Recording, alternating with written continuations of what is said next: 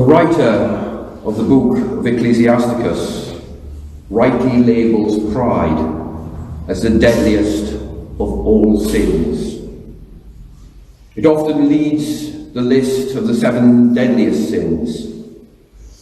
That is not in the Bible, but was organised by Pope Gregory I around about AD 590. C.S. Lewis writes in Mere Christianity that pride is the anti-God, an anti-God state, the position in which the ego and the self are directly opposed to God.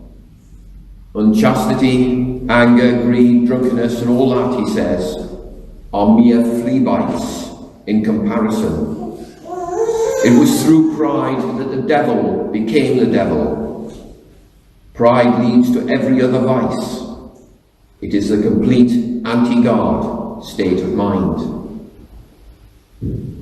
Indeed, pride is understood to sever the soul from God, as well as his life-giving grace and presence. And it does it by putting yourself in God's place. Oddly enough, I've recently spent a fortnight in Kefalonia, in Greece, a little island off the west coast of Greece. And I've been watching people vie for seats in a very popular taverna in Scala. Who was going to sit where? Who was sitting next to whom? Who was going to be in the best seats, looking out onto the street so they could see what was happening? Indeed, the food in that little taverna was lovely, and the wine was gorgeous and wonderful. And at a banquet, Jesus noticed just how the most important people sat near the host, and the hoi polloi, the nobodies, were relegated to seats further away, where nobody would notice them, and they wouldn't be involved in the discussions that mattered. The pompous guests, full of their own importance, elbowed their way to a place in the limelight. Jesus asked them to imagine a man seized with the number one place, who seized the number one place at the party next to the host. And when somebody more important than he arrived at the last minute, he had to give way to the VIP, and the only seat he could find was among the hoi polloi, slightly to the south of the salt, while everybody laughed at him. The people who were at dinner with Jesus very quickly realized the joke was actually on them, and they felt ashamed of their arrogance. But not content with that, Jesus then turned to the host, speaking about rewards in this world and being praised by God in the world to come. Don't invite rich people to dinner, he said, because they'll invite you back and nobody will praise anyone. Instead, invite the poorest of the poor, because they can't repay you in the here and now, but God will repay you in the afterlife.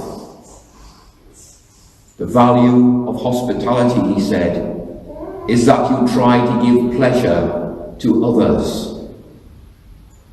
and not seek glory for yourself.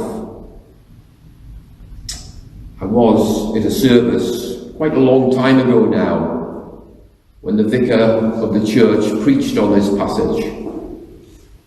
And after the service and over a cup of coffee, I said something about the sermon.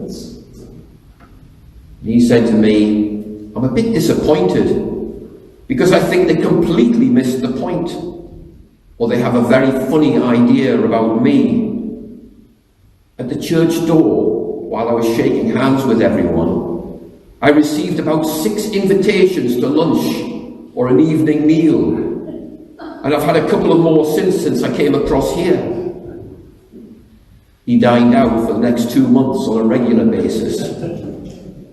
But he never worked out quite whether it was just them being hospitable or whether they were certain that he wasn't going to invite them back for a meal in the vicarage, which he wouldn't. But people from prosperous countries who visited those who live in poverty in places like Africa reported with astonishment that people who lived on or very close to the breadline would often bring what little food they had and present it to their guests. And moreover, they were very deeply insulted if you refused it.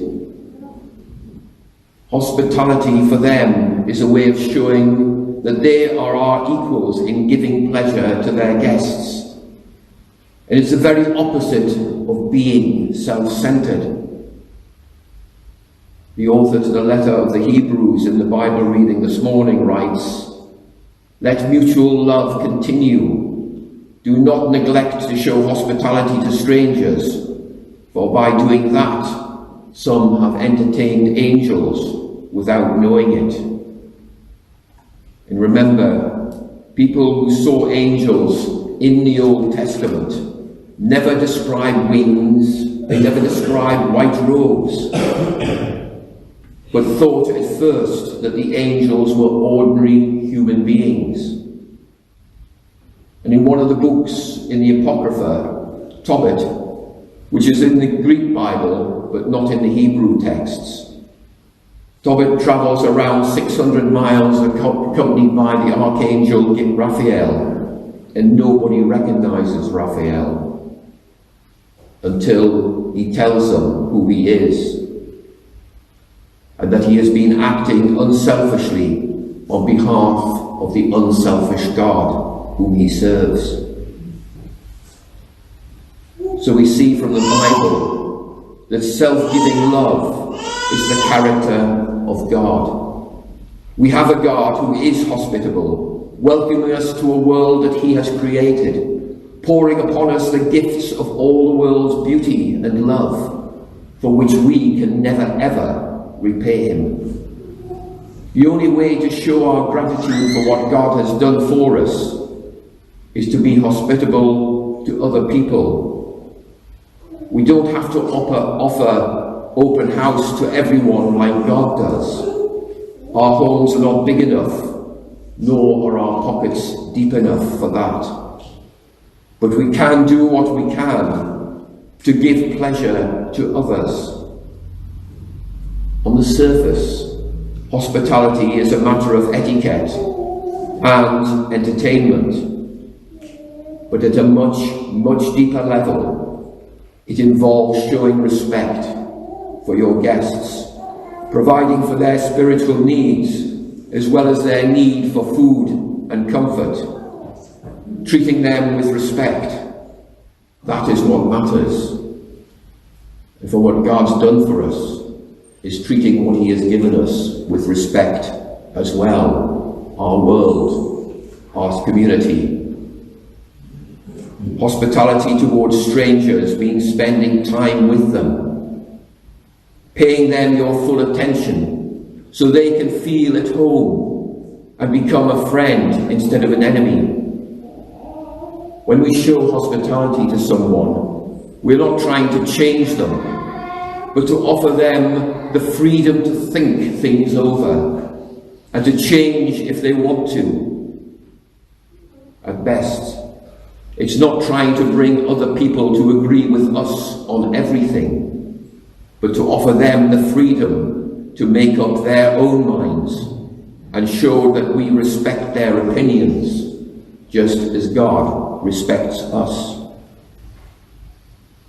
If that sounds a difficult task, then just remember that this is how God treats us, in his gracious hospitality, not forcing us to obey him, but wooing us with his love.